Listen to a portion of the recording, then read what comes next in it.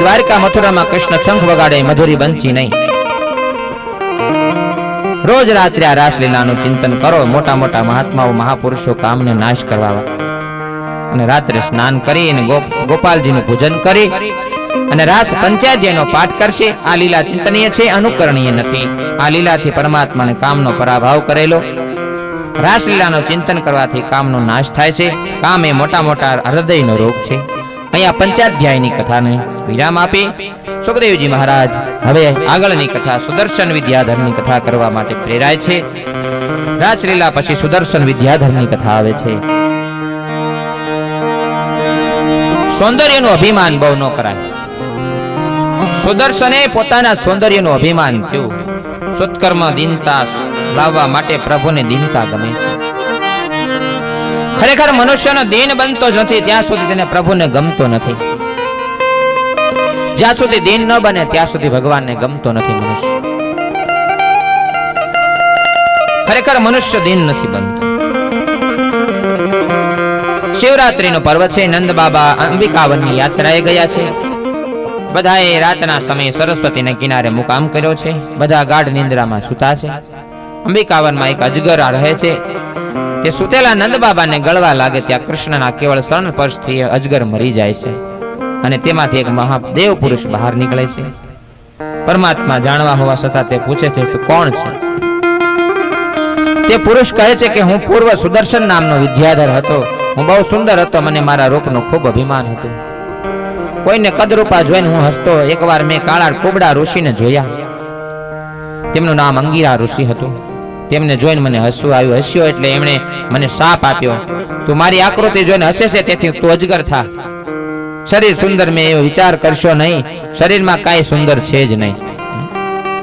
શરીરમાં કેવળ હાડકા, રુધિર, માંસ અને મળમૂત્ર ભરેલા છે આ દેહની અંદર.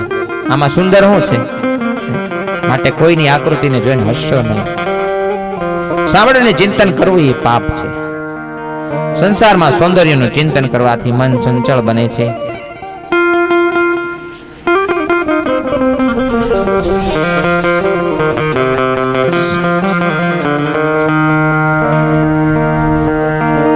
અભિમાનનો છુટકારો એક રસ્તો છે. ત્યાર પછી શંખચૂડનો વધ કર્યો છે ભગવાને. ગોપીઓ રાત્રે કૃષ્ણ સાથે રાસ રમે છે પણ દિવસે તેઓ કૃષ્ણનું ચિંતન કરતા તન્મય દુઃખના દિવસો પસાર કરે છે. યુગલ ગીતની કથા આવી છે. ગોપીઓ આખો દિવસ ઘરનું કામ કરે અને રાત્રે સગળી ભેગી મળીને કૃષ્ણ લીલાનું ચિંતન કરતી હોય છે. આ ચિંતનને યુગલ ગીત આવરી લીધેલ છે. કુલ 26 શ્લોકોમાં યુગલ ગીત છે. તેમાં મોટા ભાગના શ્લોકોનો ભાવાર્થ વેણુ ગીતના ભાવ સાથે મળતો આવે છે. યુગલ ગીતમાં ગોપીઓ પરમાત્માના સ્વરૂપનું વર્ણન કરે છે. પરમાત્માના એક એક લીલાનું વર્ણન કરે છે. આ યુગલ ગીતમાં 26 શ્લોકોનું આ યુગલ ગીત છે.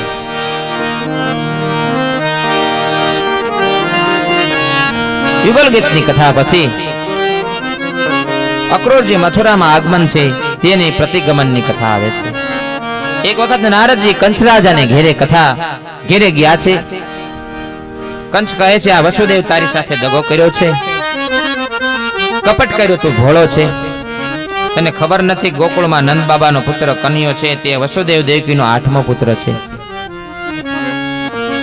એ જ તારો કાળ છે. આ સાંભળીને કંચ રાજાને આશ્ચર્ય થાય છે કે મેં વસુદેવ દેવકીને કેદ પીડ્યા હતા, એ કેદમાંથી ગોકુળ ગયા કેવી રીતે? નારદજી કે ભાઈ તને ખબર નથી વસુદેવજીએ પોતાના 8મા પુત્રને નંદ બાબાને ઘેર મૂકી આવ્યા અને યશોદાની પુત્રીને લઈ આવ્યા. કૃષ્ણ એ દેવકીનો પુત્ર છે જ્યારે બલરામ એ રોહિણીનો પુત્ર છે. તેઓ તારા ઘણા સેવકોને મારી નાખ્યા છે. તે બધા રમકડા જેટલા મોકલ્યા ને બધા રમકડા તોડી નાખ્યા છે. આ સાંભળીને કંચને ક્રોધ છેડ્યો છે. વસુદેવજી પોતાના દીકરો નંદને ત્યાં મૂકી આવ્યા. તે વસુદેવને મારવા તૈયાર થયા. નારદજીએ જેમ સળગવાનો આવડે તેમ ઓલવતા પણ આવડે છે. નારદજીને હળગાવતા આવડે ને ઓલવતા આવડે છે આ નારદજી. અને ઘણા નારદને હળગાવતા જ આવડે, પછી ઓલવતા ન આવડે. નારદની પ્રવૃત્તિ જે કરતા હોય ને એને સળગાવતા આવડે, પછી ઓલવતા પાછ ન આવડે. અને આ નારદ એવા હતા હળગાવતા આવડે ને ઓલવતા આવડે. આજકાલના લોકોને ખાલી હળગાવતા આવડે છે. સવારે ઉઠ્યા કે તરત હળગાવવાની જ વાતો કરે. ઉઠતા વેત એ જ કામ કરવાનું. પેલું સવારે ઉઠ્યા પછી હળગાવાનું. પથારીમાં બેસી અડધો કલાક સુધી પરમાત્માનું સ્મરણ કરવું જોઈએ. સવારમાં ઉઠીને ભગવાનનું ભજન કરાય, કીર્તન કરાય, ભગવદ્ ગીતાનો એકાદો પાઠ કરીએ, દેવ દર્શને જઈએ. આવું કરવું જોઈએ. સવારમાં ઉઠીને સંધ્યા કરવી જોઈએ. નારદજી કંસને સમજાવે છે કે વસુદેવને મારવાથી તને શું મળવાનું છે? તારો કાળ તો કૃષ્ણ છે. વસુદેવને મારી નાખીશ તો કૃષ્ણ ત્યાંથી છટકી જશે. માટે મારવો હોય ને તો તારા કાળને મારવાનો પ્રયત્ન કર. કૃષ્ણને હજી 11મું વર્ષ બેઠું છે. એ નાનો પણ બહુ હોશિયાર છે. આમ નારદજી કંસરાજાને બરાબર સમજાવીને ગોકુળમાં આવ્યા છે. બાલકૃષ્ણને વંદન કરીને કહે, હે નાથ, બધી તૈયારી કરીને હવે હું આવ્યો છું. હવે આપ મથુરા પધારીને કંસને મારીને દ્વારકાના રાજા થાવ. અનેક રાણીઓ સાથે આપનું લગ્ન થશે. આપનો ગૃહસ્થાશ્રમ કેવો ચાલે જોવા હું હવે દ્વારકામાં આવીશ, નારદજી કહે છે. આમ નારદજી એક એક લીલાનું વર્ણન કરે છે. આ બાજુ કંસ ગભરાણો છે. કંસરાજ અને વસુદેવ દેવકીને ફરીથી બેડીઓમાં નાખ્યા. તે વિચારે છે કે મારા કાળને કેવી રીતે મારવું. ગોર મહારાજ કહે છે કે તમે 5 દિવસનો એક ધનુષ યજ્ઞ કરો. એ યજ્ઞ બરાબર થાય, પરિપૂર્ણ થાય તો યજમાન શત્રુ મરે અને યજમાનનું આયુષ્ય વધે. પણ જો આ 5 દિવસમાં કોઈ વિઘ્ન આવી જાય અને યજ્ઞ અધૂરો રહી જાય તો યજમાનનો નાશ થાય. પણ આપણને શું વિઘ્ન આવવાનું હતું? એ સમયે કંસરાજાને મળવા માટે મોટા મોટા મલ્લો ત્યાં આવ્યા છે. કંસરાજાને કે તમે હવે ગભરાશો નહીં. એ બાળક તમને શું મારવાનો હતો? હવે તમારે ગભરાવાની જરૂર નથી. એ બાળક તમને નહીં મારી. તમે એને મથુરા બોલાવો એકવાર. તેનો હાથ પકડીને હું અખાડામાં લઈ જઈને 1000 હાથીઓનું બળ ધરાવું છું. મારું વજન એનાથી સહન થશે ને અમે એને મારી નાખશું અને કુસ્તી રમવા આવું બન્યું તેમ જાહેર કરીશું. કુસ્તી રમતા રમતા મરણ થયું એમ જાહેર કરી દેવું. હવે કંસરાજાને આ ઉપાય ઠીક લાગ્યો. તેમણે હુકમ થતા જ યજ્ઞની તૈયારી થવા લાગી. કંસ વિચારે છે કે યજ્ઞના દર્શન કરવા નંદ બાબાને હું આમંત્રણ આપું અને સાથે સાથે રામ અને કૃષ્ણ ને સાથે લાવવાનું પણ આમંત્રણ આપું. આ પ્રમાણે ષડયંત્ર રચાણું છે. યજ્ઞ રક્ષાનું કામ મલ્લોને સોંપવામાં આવ્યું. કાળ સમીપ આવે ને મૃત્યુની છાયા પડે ને ત્યારે સ્વભાવ અને બુદ્ધિ બદલાવા માંડે છે. માણસની એવું મૃત્યુની છાયા આવે ને, કાળ નજીક આવે ને એટલે એનો સ્વભાવ બદલાવા માંડે. તમે જોજો, બુદ્ધિ બદલાવા માંડે, બુદ્ધિ બગડવા માંડે.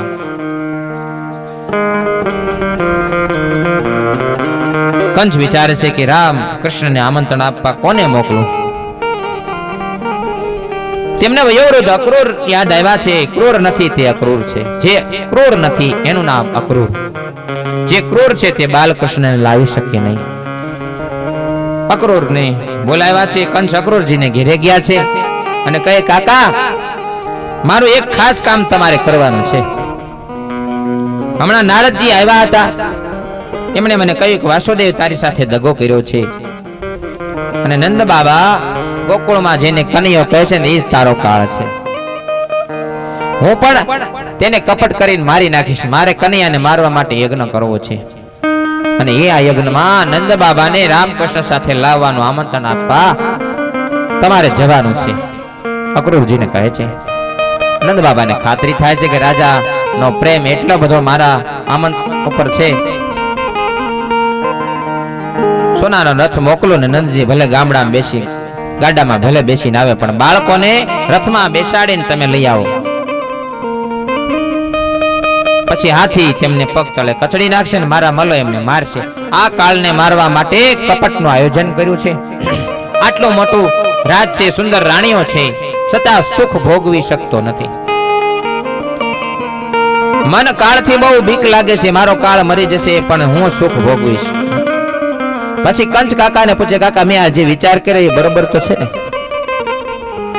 ત્યારે અક્રૂરજી કહે, વિચાર કરવો એ માનવના હાથમાં છે. વિચાર કરવો ને એ માનવના હાથમાં છે, પણ પ્રારબ્ધમાં હોય અને પરમાત્માની કૃપા હોય તો જ મારા માનવના વિચાર સફળ થાય છે. વિચાર આપણે કરીએ એ આપણા હાથની વાત છે, પણ એને પૂરું કરવાનું તો એ ઈશ્વરના હાથમાં છે. કંચ કાકાને કહે આ વાત કોઈને કહેશો નહીં. કૃષ્ણ કંચના કાળને, કંચને બહુ બહુ જીવનમાં ઈચ્છા છે, ત્યાં છતાં કૃષ્ણ પોતાના કાળને તે સામેથી બોલાવે છે. મનુષ્ય પણ પોતાના કર્મથી મૃત્યુને બોલાવે છે. કંચને જાણે મરવાની ઉતાવળ છે, તે પોતાના કાળને સામે ચાલીને બોલાવે છે. વધારે જીવવાની કે જલ્દી મરવાની ઈચ્છા રાખવી નહીં. ક્યારે મરીશ તે વિચાર ન કરતા આ જીવન કેવું જીવવું ને એનો વિચાર કરજો. આપણે જીવન કેવું જીવવું એનો વિચાર કરવાનો છે. પરોપકાર અને પુણ્ય કર્મનો વિચાર કરો તો સુખી થશો. કથા સાંભળ્યા પછી એક જ ઈચ્છા રાખો કે હું ભગવાનનો થયો ને મારે પાપ છોડીને ભગવાનની સતત ભક્તિ કરવાની છે. અક્રૂરજી કહે છે તમારી આજ્ઞા છે તેથી હું કાલે ગોકુળમાં જઈશ, આમંત્રણ દેવા જવાનો છો. કંચ કહે કાકા આ વાતની કોઈને ખબર ન પડવી જોઈએ. કાલે ગોકુળ જઈને બાલકૃષ્ણને લઈ આવો તમે. અક્રૂરજીને આખી રાત નિંદ્રા નથી આવી. અક્રૂરજી સતત પરમાત્માનું ચિંતન કરે છે. આજની રાત ક્યારે પૂરી થશે? આવતીકાલ મારે માટે ગોકુળમાં જવાનું છે. મને કૃષ્ણના દર્શન થશે કે નહીં? કોણ જાણે કેમ અક્રૂરજીના કૃષ્ણના દર્શનની અધીરાય જાગી છે. અવશીનતાનો દર્શન થશે. આંગળો ખસી જાય અને દ્વાર ઉઘડી જાય એવું બન્યું છે. અક્રૂર ખરાને જે ક્રૂર નથી, દયાળુ છે, દીન છે, નિર્દોષ છે, અમલિન છે, એના પર પરમાત્માની દયા થયા વિના રહે નહીં. અક્રૂરજી સવારે વહેલા ઉઠીને પ્રાતઃ સ્નાન કરે છે. નિત્ય કર્મ કરી સંધ્યા પૂજા કરીને કંચનો સોનાનો રથ આવ્યો છે. તેમાં બેસીને અક્રૂરજી ગોકુળ જવા માટે નીકળ્યા છે. ગંશન્પી મહાભાગો ભગવંત્યંબુજે ક્ષણે. અક્રૂરજી રસ્તે જતા જતા ભગવાનના વિચાર કરે છે. હું અધમ પાપી નાલાયક છું, પણ શરણાગત છું. આજે મારા ભાગ્યનો ઉદય થયો છે. આજે હું પરમાત્મા કૃષ્ણના દર્શન કરવા જાઉં છું. મેં જરૂર પૂર્વ જન્મમાં કોઈ મોટો યજ્ઞ કર્યો હશે, કોઈ સંતની સેવા કરી હશે, કોઈ મેં સારું કામ કર્યું હશે, કોઈ ગરીબને મેં પ્રેમથી જમાડ્યો હશે, કોઈ ગરીબને મેં કોઈ દાન દક્ષિણા દીધા હશે. તેથી જ આ જન્મમાં મારા જેવા વિલાસી જીવને પરમાત્માના દર્શન થશે. જ્યારે પરમાત્મા કૃપા કરે ત્યારે શત્રુ પણ મિત્ર બની જાય છે. પરમાત્માની કૃપાથી મન અતિ શુદ્ધ થઈ જાય છે. ને આજે અક્રૂરજીનું મન પવિત્ર થયું છે. રસ્તા ચાલતા ચાલતા પરમાત્માનું ચિંતન કરતા કરતા જાય છે. હું ગોપાળો પછી બલરામજીને વંદન કરીશ, પછી મારા કૃષ્ણને સાષ્ટાંગ વંદન કરીશ.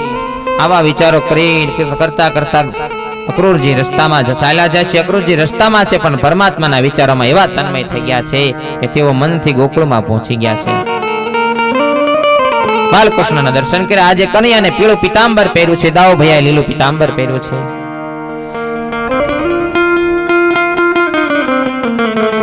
અક્રૂરજી વિચારે છે કે ભગવાન મને શું કહીને બોલાવશે? હું લાયક નથી, પણ ઉંમરમાં હું મોટો છું, વયોવૃદ્ધ છું. એમના પિતા વાસુદેવ હું મિત્ર છું, તેથી તે મારું નામ લઈને નહીં બોલાવે, તે મને કાકા કહીને બોલાવશે. એ મને કાકા કહેશે ને ત્યારે મને ખૂબ આનંદ થશે. જ્યાં સુધી કૃષ્ણ મને કાકા નહીં કહે ત્યાં સુધી હું નહીં ઉઠું. જ્યારે મને કાકા કહેશે ને, કાકા કાકા કહીને બોલાવશે ને ત્યારે જ હું ઊભો થઈશ એના ચરણમાંથી. આ પ્રમાણે અક્રૂરજી વિચાર કરતા કરતા જાય છે. બાલકૃષ્ણ મને કાકા કહીને બોલાવશે. તેવામાં ફરી મનમાં વિચાર આવે કે હું જાઉં છું તો ખરો, પણ મને મારા ભગવાનના દર્શન થાય કે નહીં થાય? મેં મારી યુવાનીમાં વિલાસી જીવનમાં પચારી કરી છે, મારા મને દર્શન થશે કે નહીં? અક્રૂરજીને પણ ઈચ્છા હતી કે પ્રભુને વંદન કરું. ત્યારે મારા પ્રભુની નજર મારા ઉપર પડે. પ્રભુએ પ્રેમ ભરી નજરે અક્રૂરજી સામું જોયું છે. અક્રૂરજી ઈચ્છા છે કે પ્રભુ મારા માથે હાથ પધરાવે. પ્રભુએ અક્રૂરજીની એ ઈચ્છા પણ પૂરી કરી. પ્રભુએ અક્રૂરજીના માથા ઉપર વરદ હસ્ત પધરાવ્યો છે. અક્રૂરજીનો બધો સંકોચ ઓગળી ગયો છે. ભગવાન અક્રૂરને કહે ઉઠો ઉઠો. અક્રૂરજીને થાય છે કે ઉઠો ઉઠો બોલે, પણ મને હજી કાકા કહીને બોલાવતા નથી.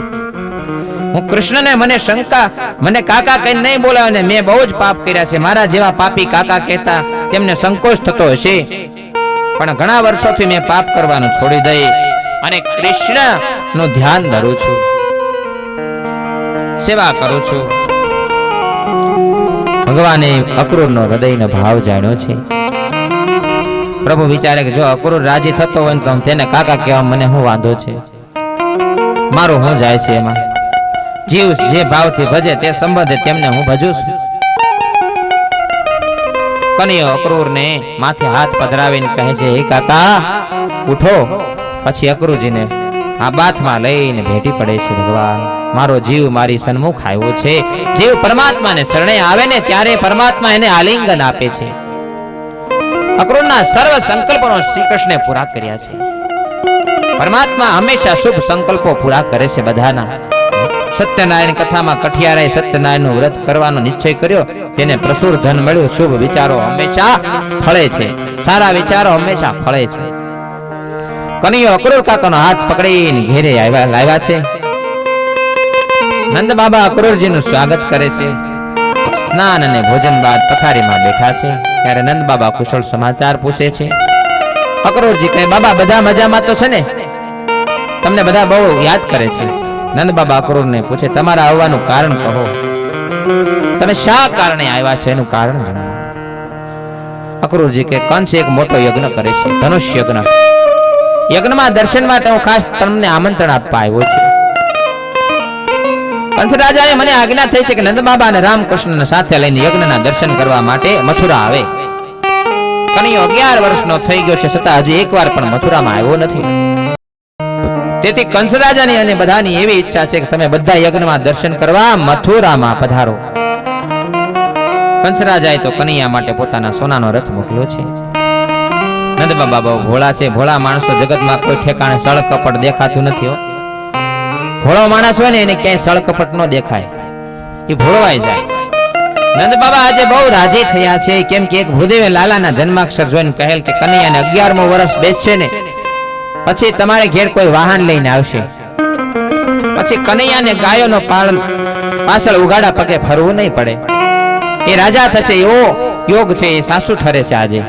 અને આજે તમે રથ લઈને આવ્યા છો. મારી પણ બહુ ઈચ્છા હતી કે કનૈયા બલરામને મથુરા બતાવું. આવતીકાલે હું તેને બંનેને મથુરા લઈ જાવીશ. મારે એના સોનાના રથમાં બેસવું નથી. હું તો ગામડે ગાડામાં બેસીશ. મારા બાળકોને રથમાં બેસાડજો. કૃષ્ણ મથુરા જાય છે તેવી ગોપ બાળકોને ખબર પડી છે. આ બાજુ ખબર પડતા સૌ બાળકો દોડતા દોડતા નંદજી પાસે આવ્યા છે. કહે છે, બાબા અમે પણ સાથે લઈ જાઓ, અમને કનૈયા વિના ગમતું નથી. અમે સાથે નહીં આવીએ તો કનૈયાને કોણ સાસવશે? આજે બાળકો જગતના સાસવનારને સાસવવાનું કહે છે. બાળકો કે બાબા કનૈયો અમારા વિના સૂનો પડી જશે. જો કે આ બાળકોની વાત હાચી છે. બાળકોને કનૈયો ઓતપ્રોત છે. નંદ બાબા બાળકોને કહે, તમે ઘરે જાઓ, તમારા માતા પિતા આજ્ઞા આપે ને તો સૌ આવજો. અત્યારે ઘરે જાઓ. બાળકો ઘરે જાય છે. કનૈયો માને કહે, માં આવતીકાલે હું મથુરા જવાનો છું. આ સાંભળીને યશોદા માનો હૈયું હાથમાં રહેતું નથી. કનૈયાનો પ્રાણ કરતા પણ અધિક પ્યારો છે.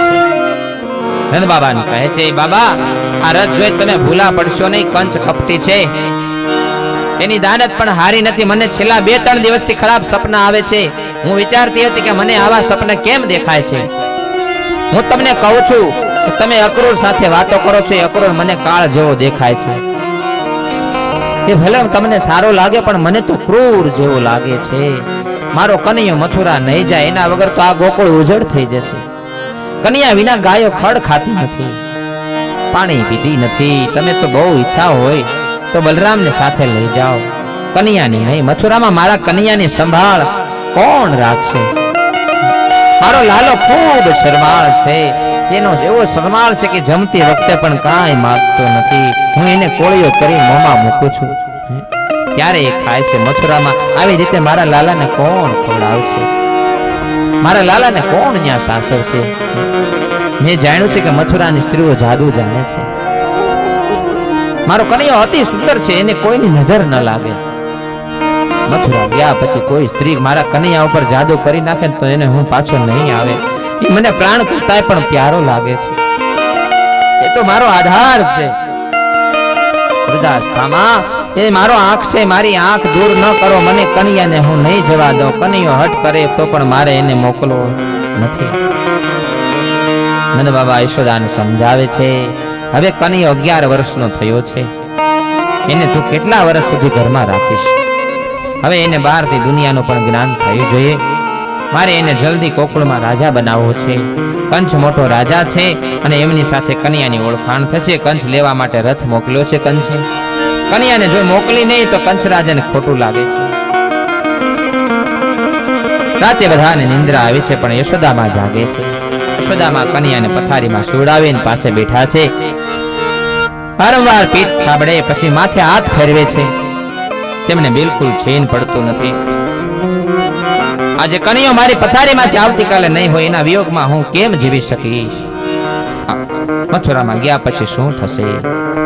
માને ગભરામણ થશે. પથારીમાંથી ઊભા થઈ આંગણામાં આવ્યા છે. એવું આંગણામાં બેસીને રડેવા લાગ્યા છે. સુધાર આંસુએ માં રડે છે. આંગણામાં બેસી રાત્રે નિંદ્રા પણ નથી આવતી. એવા કન્યો જાગે છે. માની પથારી ન જોતા માને શોધવા નીકળે છે. ઘરમાં ન દેખતા બહાર આવે, જોઈએ તો માં આંગણામાં બેસીને રડે છે. જઈને માના ગળામાં હાથ નાખે છે. પોતાના પિતાંબરથી માના આહુડા લુએ છે. કહે છે, માં તું કેમ રડે છે? હું તારો દીકરો છું માં. તું જે કહીશ નહીં કરવા હું તૈયાર થઈશ. પણ માં તું રડીશ નહીં. તું રડે છે ને ત્યારે મને દુઃખ થાય છે બહુ. યશોદામાં કે બેટા મને કાંઈ થતું નથી, પણ આવતીકાલે હું તું જવાનો છે ને અને દુઃખ થાય છે. મારો કનૈયો મારી આંખથી દૂર થાય ને મને ન ગમે. પ્રાતકાળ થયો છે. યશોદામાએ કન્યા બલરામને જગાડ્યા છે. શરીર સુગંધિત તેલ સોળીને સ્નાન કરાવ્યું છે. યશોદામાએ કન્યાને છેલ્લો શૃંગાર કર્યો છે. કન્યાને જુગાર કરતા કરતા માં રડી પડ્યા છે.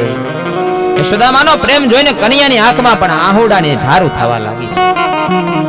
તે માને કે માં તું રડીશ નહીં, તને રડતી જોઈને મને દુઃખ થાય છે. હે માં, આ માએ દુઃખનો વેગ દબાવ્યો છે. માં રડવાથી મારા લાલાને દુઃખ થાય છે. મારા લાલને દુઃખ ન થાય એવું તું કર. માએ છેલ્લી વખત પોતાને હાથે સામગ્રી તૈયાર કરીને કન્યાને ખવડાવે છે.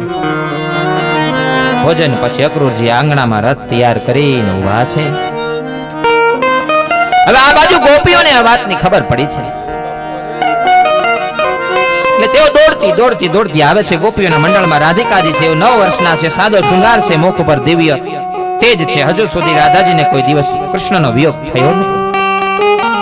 તેમણે જ્યારથી જાણ્યું છે કે કૃષ્ણ મથુરામાં પધારવાના છે ત્યારથી શ્રી રાધામાં મૂર્છા આવી ગઈ છે.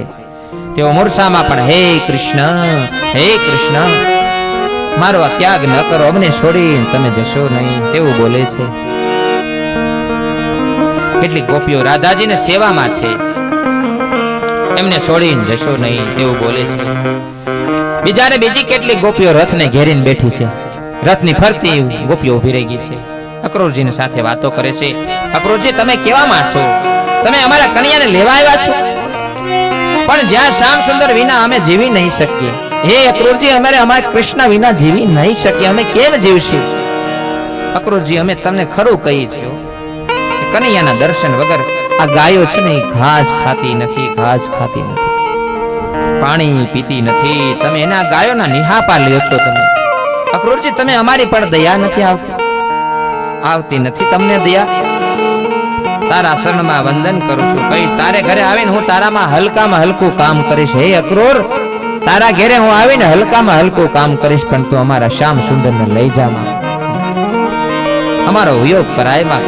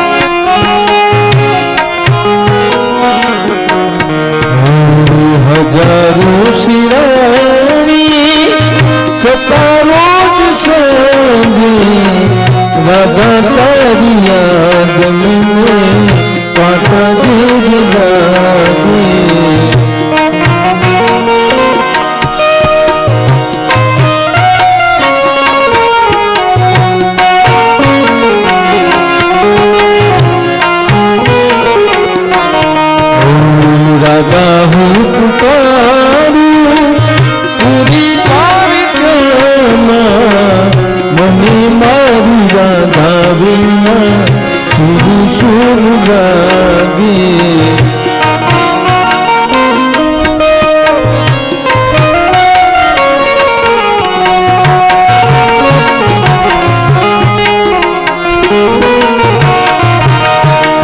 વૃંદાવનની વાટે તરસી મારી આંખો,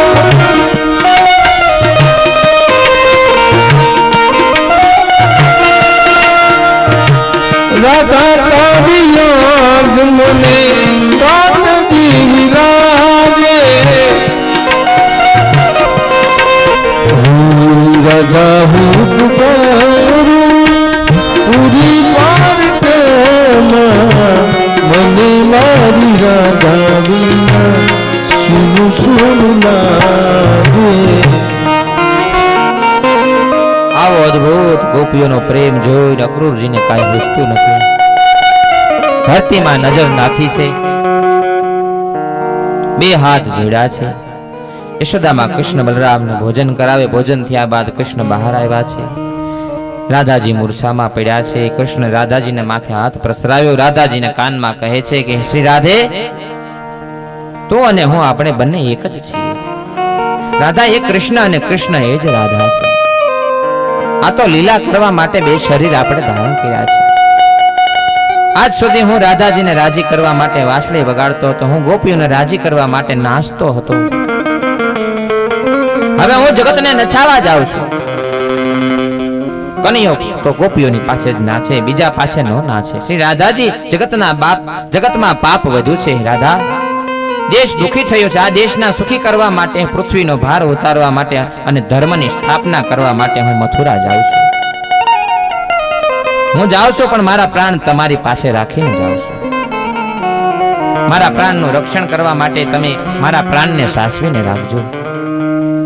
હું તમને મારા પ્રાણ કરતા પણ વધારે પણ પ્યારી આ વાંસળી તમને આપું છું. મારા પ્રાણ કરતા પણ પ્યારી છે આ વાંસળી, એ તમને આપું છું. આજથી હું વાંસળી નહીં વગાડું. મથુરામાં હું શંખ વગાડીશ. કનૈયો વાંસળી રાધાજીના હાથમાં આપતા કહે છે કે તમે જ્યારે પણ આ વાંસળી વગાડશો ને, ત્યારે હું દોડતો દોડતો તમને મળવા આવીશ. રાધાજી એક અક્ષર પણ બોલી શક્યા નથી. કૃષ્ણ ગોપીઓને કે તમે રડશો નહીં. જો હું તમે રડશો તો મારા પ્રાણને પ્રયાણ જે જાવ છો ને એને અપશુકન થશે. હવે રડવાનું રહેવા દો. હું તમારો પ્રેમ જાણું છું. મને ધોવા માટે બહારનું પાણી કામ આપતું નથી. એ આંખમાંથી નીકળેલા પ્રેમના આહોડાનું છે ને, એ જ મનથી ધોવાય છે. આંખમાંથી આહોડા નીકળી જાય ને ત્યારે મન ધોવાય છે.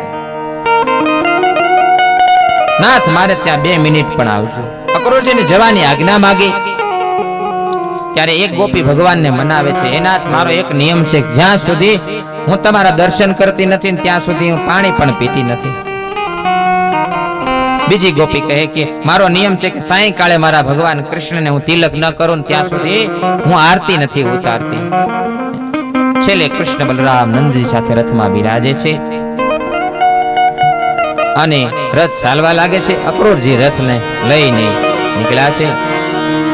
કપટી તે કંસના તેરા વિયારલો, કપટી તે કંસના તેરા વિયારલો, છોડી હયા હૈયા તેરો હારી દો, ભોજી રે રથવે બેસીને હરી હાલિયારલો, છોડી હલા હૈયા તેરો હારે રે, ભોજી રે રથડે બેસીને હરી હાલિયારલો. રથડે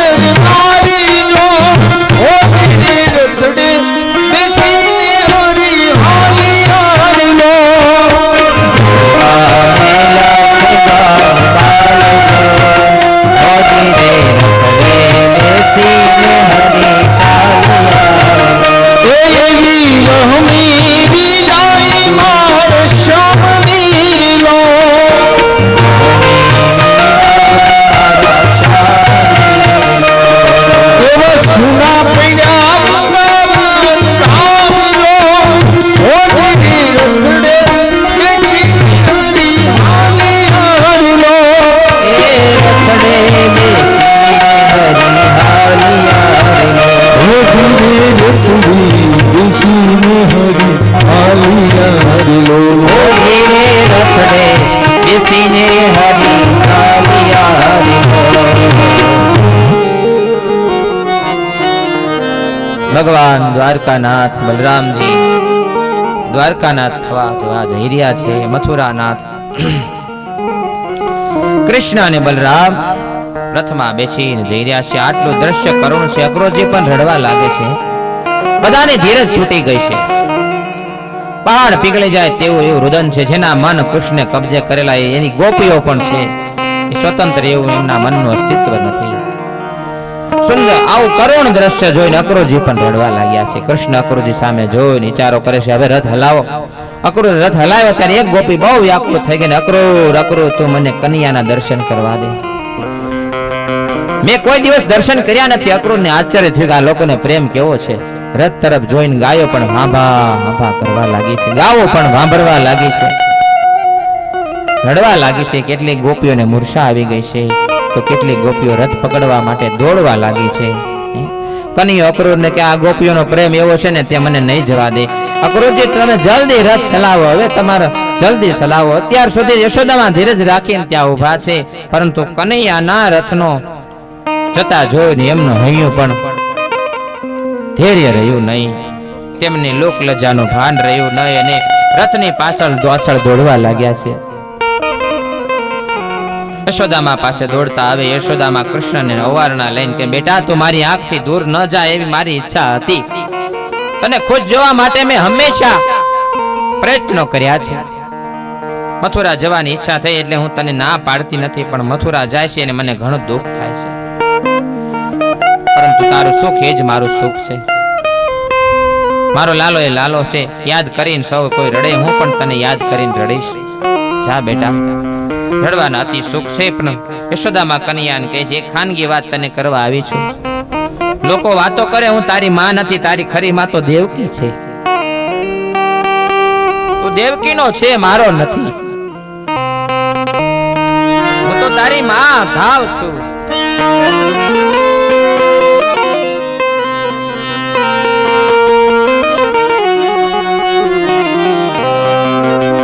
હું તારી દાસી છું.